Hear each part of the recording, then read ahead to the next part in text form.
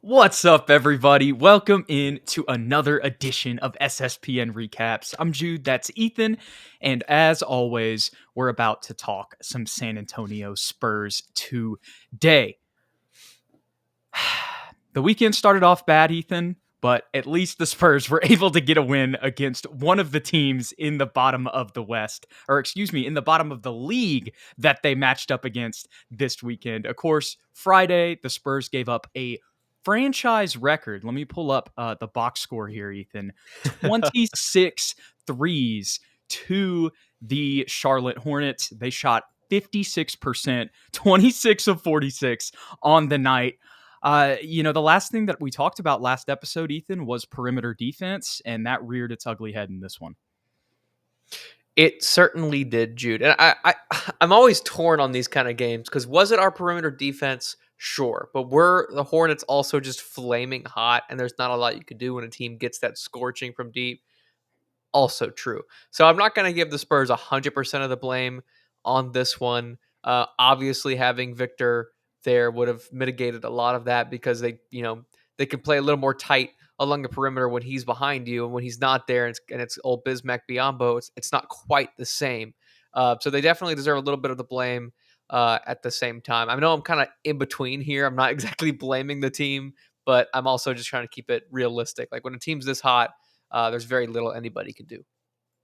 Yeah, I think while you're acknowledging that giving up a franchise record in And threes that's to the never good. Hornets is never good, also the Hornets have got to have one of their best three-point shooting games ever in history to break their own record. So that is definitely a good point there, Ethan. Like to an extent, LaMelo went 7 of 11. We've seen LaMelo hit some crazy shots throughout his career, even when, back to when he was a little kid, he's been hitting crazy shots. So like you definitely can give, some leniency there. Stephon Castle can't guard everybody on the perimeter, but Right. still, that was something that we harped on. And for this to be the first game right after that, that was tough. But to your point, again, Charlotte was definitely on fire. But I think when I look down here, that the biggest one for me, obviously Josh Green, you don't want to give up, six hmm threes from him, but we've seen him do that, last year in the playoff run for Dallas. So like, okay, I can give that a little bit, as much as overall we're saying this is bad. Like we're acknowledging that, but you can give a little bit of leniency there. But the one that sticks out for me, and this isn't diminishing him because I think he has a lot of potential. Nick Smith off the bench, For sure. but still, letting him go 6 for 7 and just 9 for 12 overall, off the bench specifically, that's where we need our perimeter defense to step up. And that kind of ties into next season with what the backup rotation, or excuse me, the backup backcourt rotation, will potentially look like next season if Chris Paul is gone, and depending on how things go in the draft.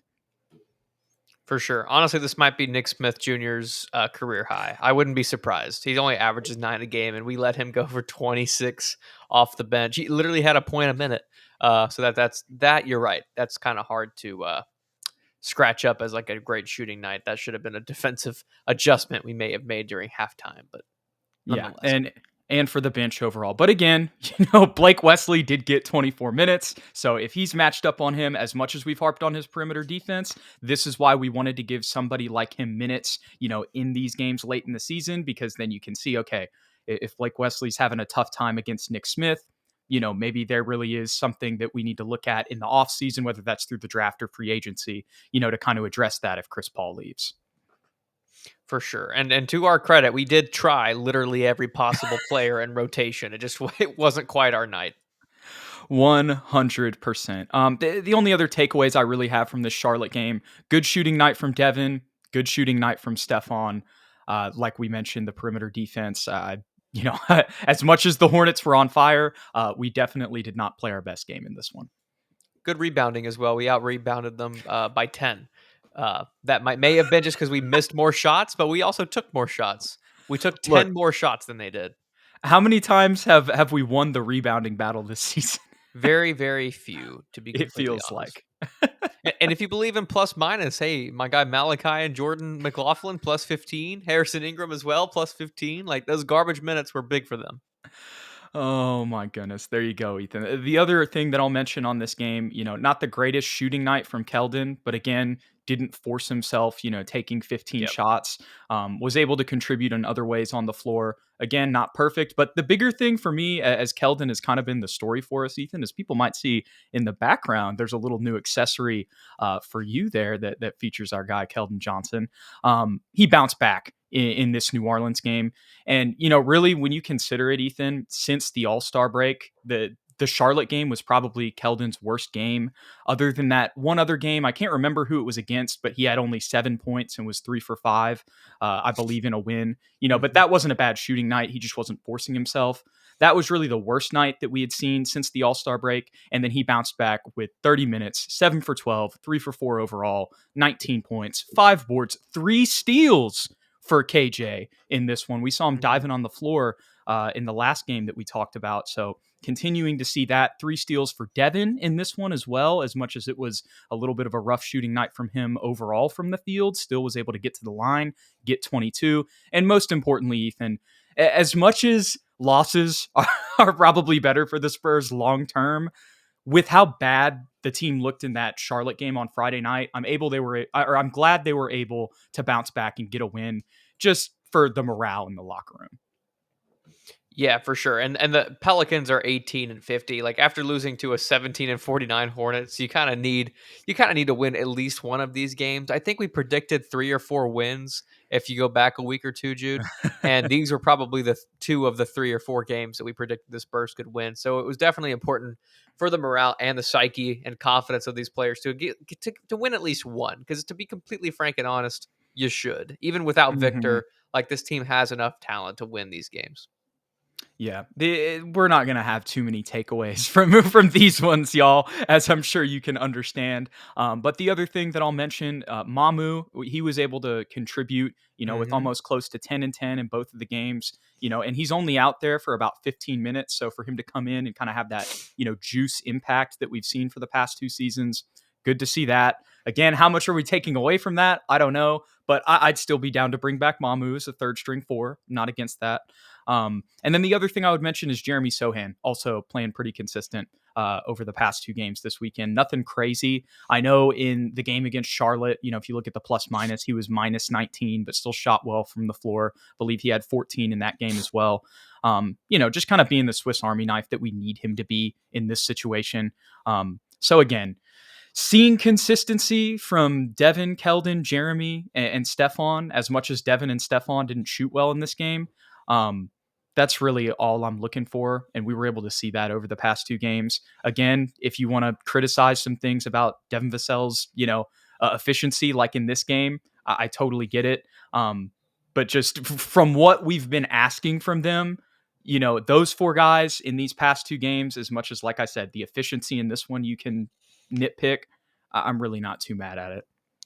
I wasn't mad with the way Devin or Stefan played in that Hornets game. I know Steph had 4 turnovers, which isn't pretty, but overall, I thought they were both pretty solid. I'm not pleased with either of their efficiency numbers against the Pelicans, but the rest of the team kind of picked up the pace. I'm thinking about Harrison Barnes, who Hmm. had 19, 3 of 6 from 3, and the other guys that you mentioned as well. But someone that we haven't mentioned yet, Julian Champagny, has also played pretty well in the last couple of games. I think he's 6 of 11 overall in these last 2 games from 3-point land.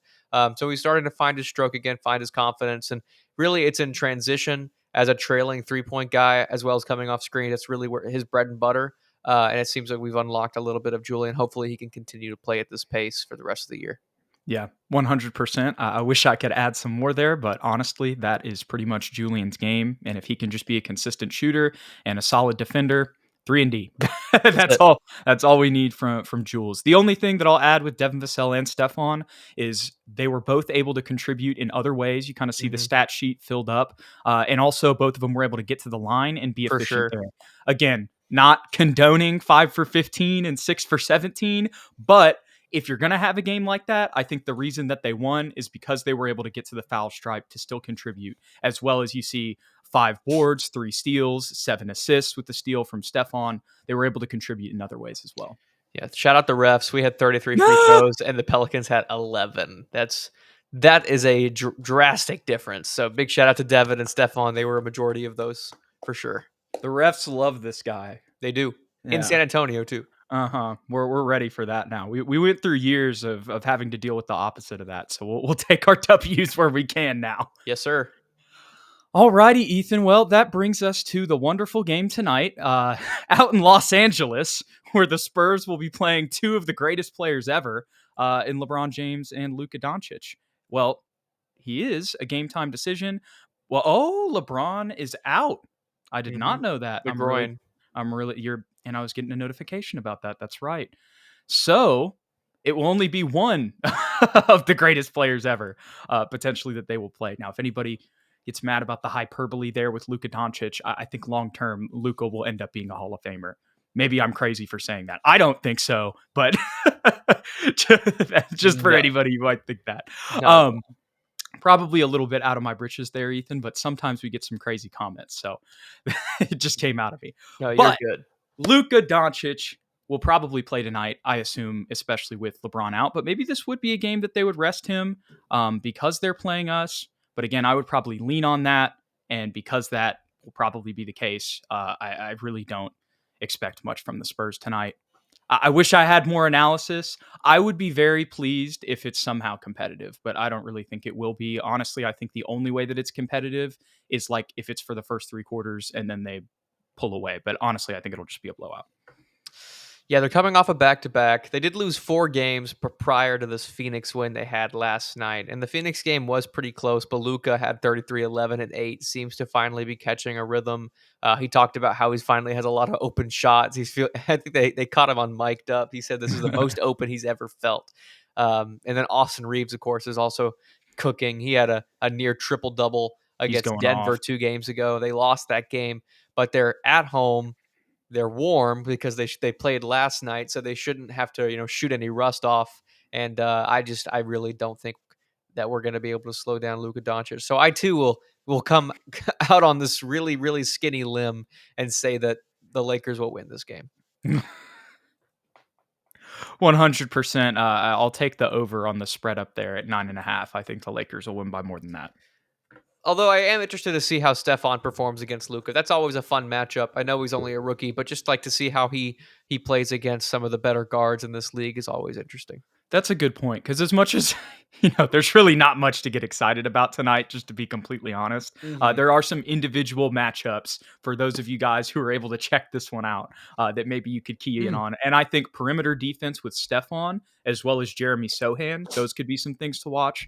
Of course, consistency from Devin and Keldon are always going to be a factor for the rest of the season. But what you got, Ethan? That's what I was going to say. You mentioned his name. I think Jeremy will probably guard Luka, but Stefan will probably get the opportunity to slow down his other white competitor, my dude Austin Reeves. Yes, the Great White Hope. So that'll be an interesting tandem there. And it's wild because Dalton Connect's still on the team too. He is. Let's get my boy. Do we have any other white guys on This the team? This does not make me feel good about the perimeter shooting. Do we have any other white guys on the team? Let's let him start. We traded away Zach. Yeah, we traded Zach. I was gonna say, I guess Sandro's kind of white. He's Georgian. Kyle Mangus from the Austin Spurs. Bring him up. Let him D up my guy Dalton Connect, just so we have the, one more white guy in there. There you go, Ethan. There you go. Any final thoughts on this Lakers game? No, man. I just hope that Stefan and Jeremy are able to shine. Yeah, for sure. I hope Keldon can have another 15.5 rebound game. Just continue to be consistent. And same thing with Devin too. Yeah. But we'd probably need around 20 from him. But again, it just don't have faith in the defense tonight, even if we somehow come out with a good offensive performance. Right. And that pretty much wraps up all of the recent Spurs talk, guys. So there is a little bit that we're going to dive into today that is kind of the draft. We're not going to go super deep. I've barely even really dove into these guys. These are just more names in the draft range that we will be picking in positions of need. So again, very baseline here, but the first thing that we'll do is we'll just go ahead and update where the Spurs look like in the standings here. Where is the standings? Go to NBA. There we go. We'll figure it out. Yeah. Normally it's up there, but that is the East there. Here are the Spurs. They will probably soon have an E next to their name as well. They are, let's see, 1, 2, 3, 4, 5, 6, 7, 8. The Spurs have the 8th worst record in the NBA as of right now. And again, the plan is essentially out of the question now for the Spurs. So what we're going to do here is we're going to jump over to Tankathon. Hmm. And you guys can see they have the Spurs at 9 right now. So I think because of Chicago having one more loss, we're actually down there. Missed that. But because Chicago is in the play-in, you would think that they would be ahead of this or below the Spurs. But yeah, let's go ahead and do a lottery sim here. So this is a really Oh, good one wow. for the Spurs. Yeah, I did one earlier today where the Spurs got number 2 as well. So there's always that chance, but let me do another one here to get something a little bit more realistic. Yeah, so here's the Spurs down at 9. They're probably going to be anywhere from that 7 to 9 range if we're just being completely realistic. Maybe, if we can have some more NBA shenanigans going on that we've been seeing over the past couple months, just some strings are pulled behind the scenes. Maybe we could jump into the top 3, but in all likelihood, we will probably be more kind of in this range right here. And then the other thing with Atlanta winning more games, that is going to solidify the other pick for the Spurs outside of the lottery at 16 right now. But obviously, we'll have to wait and see how the rest of the season goes to see exactly where that Atlanta pick ends up being solidified. But as you guys can see, that's pretty much the gist of where the Spurs are at in the draft. So I went ahead and I was going to do top 5, but I ended up coming up with 1, 2, 3, 4, 5, 6, 7, 8 different draft prospects that the Spurs could pick at either of these spots. And when we go into them here, I'll kind of go over, whether they would be at 9 or at 16. But let's go ahead and go to some of these guys' ESPN pages. So the first person that we will look up is Kaman Maloch. I'm totally butchering his name. I'm not going to act like I pronounced it right, but I'm doing my best to pronounce it as we now have him on the screen here, Ethan. Or screen, excuse me.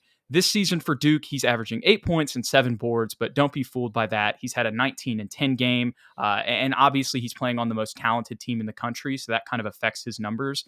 But he, in my opinion, is probably the number 1 ranked center. And in most of the big boards, it's either him or Derek Queen are the first. So definitely one of the biggest names playing on one of the best teams in college basketball. And another thing I didn't know about him, Ethan, played on the South Sudan FIBA team in the FIBA World Cup last year. So has some FIBA experience as well. He's been playing FIBA since he was about 14 years old. But the biggest thing, 7'2", 250, run, jump, and dunk center. I like him on paper for sure. I'm going to admit I have not watched a single Duke basketball game this year. I was anticipating, or I was planning on watching them in March Madness, especially without Cooper Flag.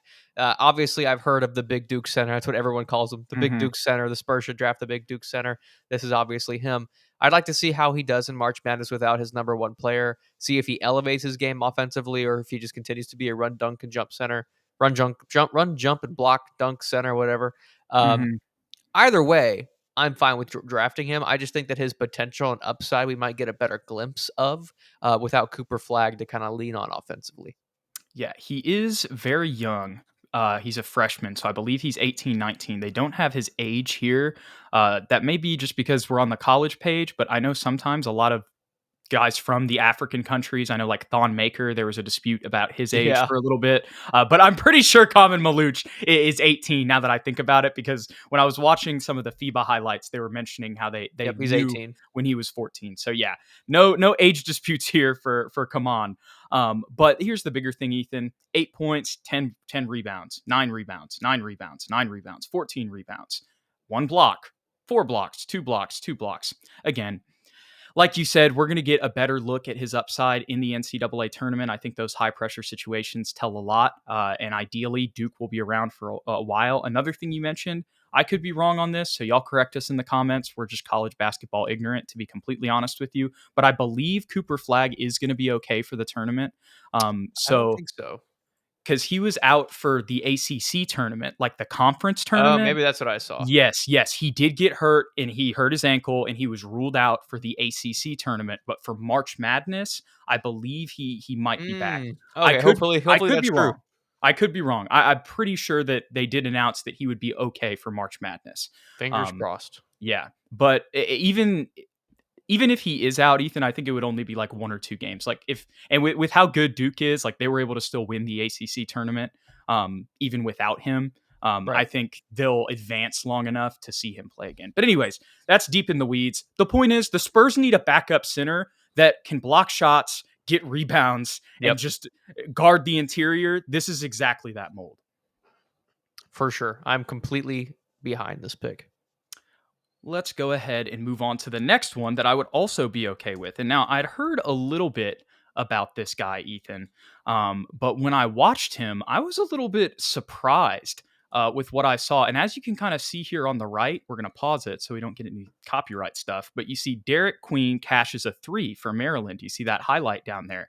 He Mhm. was actually taking things off the dribble and shooting a lot more than I thought. Now, granted, 14%. that yeah, yeah, not that great on the season, obviously. But most of what I saw was this Michigan game here, so you see the 3 point percentage there. So again, not something that was super consistent, but he did go for 31, and even other than the shooting, Ethan, just the way that he took the ball off the floor, like he was actually crossing people up at like Mm. 250 and driving to the rim and kind of like making like an acrobatic layup. Now he's 245, almost 250 pounds. So he can still go play, big and be physical in the interior, but he actually kind of has like some sauce to him, a little bit of handle. But it's kind of the same story here, Ethan, as you can see. 19 and 10, 10 and 10, 17 and 12, 23 and 6. Mm. He's Maryland's best player as well. 16 and 9 on the season. But yeah, that's what I would say about Derek Queen. Numbers look great. Again, I haven't watched a single Maryland just possession, not let alone a game. He is 6'10", so I'm curious. I will be watching March Madness as well, so I'm curious to see how his size matches up against some of the bigger players, and if he's still able to get to that 9 boards a game mark. Because as much as it would be great to have a guy that can handle the ball and play the 5 position, we kind of have that in Victor Wembanyama. So if you ask me right now, with very little information, Derek Queen or my guy from South Sudan, the big Duke center. I don't remember his name. I think I take the big Duke center. 100%. I'm on that same boat as well. I would much rather go with Common Malak. But I'm not opposed to this at 9. But you made a really good point there, Ethan, because this Michigan game, there's another guy on this Michigan team. I'm going to go ahead and pull up their roster, and this would be a guy that the Spurs would probably pick at 16 more Mhm. than 9, depending on how it goes. But their center, Danny Wolf, is also rated as a first round center, and I brought him up as a potential draft prospect. And when he matched up with Derek Queen, he's a 7-footer. Derek Queen only had 3 rebounds where he had 21 and 14. Ooh. Now, I will say I did see a nice block that Derek Queen had on Danny Wolf, but honestly, looking at this game, they both had pretty good matchups, and it seems like Danny Wolf got the better of him. So maybe if Maluch, or we're totally butchering his name, y'all can correct us. I'm sorry. We're I just just going to call be him Come On. Is that his name, right? yeah, come on. The Duke Center. We'll just go The with big Duke that. center. Yeah, the big Duke Center.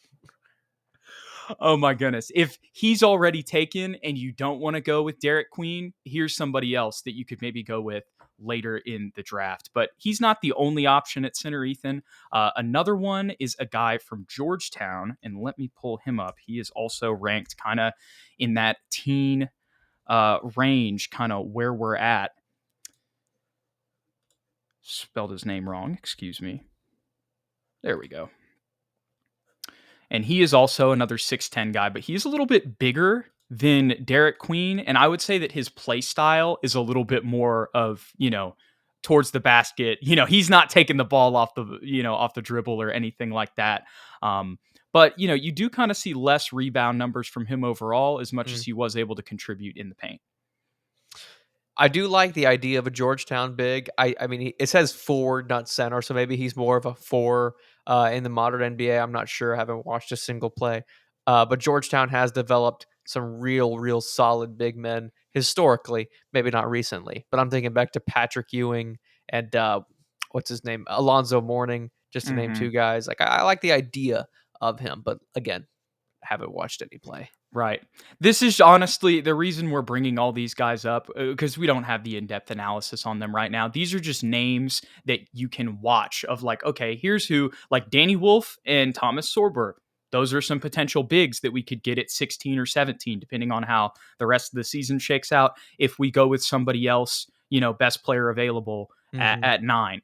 But then again, depending on how that goes. If the Duke Center is available, great. And here's another thing that I was thinking about too, Ethan. If we're really sold on like the Duke Center, then we can package these picks to move up as well if we want to too. We could certainly try. Looking at the lottery, though, I don't know if anybody would necessarily want to trade down because everyone sucks in front of us. Like the only guy that I could see maybe trading down would be the Philadelphia 76ers because they're Hmm. obviously in a completely different place than the rest of the guys on the lottery. Um, Otherwise, I think it might be tough, Yeah. at least with just the 16 and 9 theoretically. Yeah. We might have to throw in more. That's a good point. And that gets into free agency as well. Hmm. Maybe because the Spurs always go best available. So if they go with two guards, then maybe free agency is the only option. But I just hope that in some form or fashion the Spurs address the backup center position, whether it's in the draft or free agency or both. I don't care, just something. Right. I'd prefer the draft because the free agent pool is it's either real Okay. top heavy or it's real bottom heavy. There's not a lot of like in between guys that that I think would um, you know, push the needle a little bit. You want to hear something funny? What? I'm more unaware than I have been over the past couple years of the free agency class this season because I didn't get 2K this year. Mm. No, that definitely helps when you think about, You know? for sure. Because if I'm playing my GM a lot, I can look, okay, I know who's going to be in the free agency class this year. So Cap space, who has it, who doesn't. I'm with you, dude. I'm glad you brought that up because, like I said, I was kind of ignorant of that. So that pushes me towards the draft even more as well. So out of all the centers, there's 4 names we got on here: Derek Queen, Callum Malach, Thomas Sorbor, and Danny Wolf. Thomas Sorbor and Danny Wolf are lower. Derek Queen and Callum Malach are higher up. The other names that I will come up with here, Ethan, we are going to wrap up in just a little bit, but there is one other name that I will Mm. bring up here: Asa Newell from the Georgia Bulldogs. He is not a center, but he is. They list him at 6'11 here. I've seen some other sites that list him at 6'10. And he definitely would be, a 4. Um, but he's got a lot of potential. I've just seen a lot of mocks where they've had the Spurs there. If the Spurs don't go with a center at 9, I'm very happy with him here. Again, Mhm. I'm not super in depth whenever it comes to Asa Newell knowledge, but I know he's a pretty versatile player. From what I've seen him at Georgia, he's definitely the heart and soul. He was a very highly rated player. I know he's one of the highest Georgia recruits that they've had in a while there, averaging 15 and 7 in a really solid SEC this season. I mean, this is a super, super tough SEC. And again, I'm excited to see how he does in the tournament as well. Yeah, I actually do know this name, and I do know a little bit about him. I do know he's very versatile, like you're saying, and I know he's a solid defender with upside as a scorer. And I know he's only shooting 30% right now, but I think that everyone anticipates that will only improve. Um, I don't want to shoehorn him into a Jeremy Sohan bill because I do think that they're different kinds of players. But I think coming into the NBA, they might have similar starts Yes. to one another.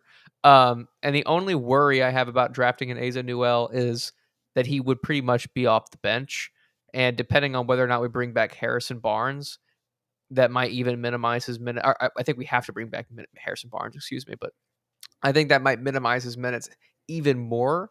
Um, and I'm not sure the Spurs want to do that. I'm not sure he wants to do that because immediate impact would be less than, say, drafting the big Duke center or, a really, really solid point guard if Chris Paul decides to leave, something like that. As much as he'd be in the 8 and 9 range, dude, honestly, like to your point, that is the biggest negative is that this would kind of be redundancy, positionally. And I mean, when you're talking about that, I'm thinking like we might even play in Austin, to start. Just because of the amount of guys that we have. I know that's crazy to think of was drafting somebody that high, but Hmm. just because of, like you said, Harrison, Jeremy, But he could be somebody, that could definitely outpace a Julian. But that then comes in, the shooting question. Again, we haven't watched that much of these guys to know, but the one thing I did want to point out, in his last game in the SEC tournament, he did have 17 rebounds. I've seen that, yeah. And had 9 rebounds against Florida as well in a win. Florida is, I mean, they might win the national championship. They just won the SEC tournament. So he has shown some rebounding ability with his size, despite not being a true center. I think this would definitely be an upside pick if Maluch is already picked.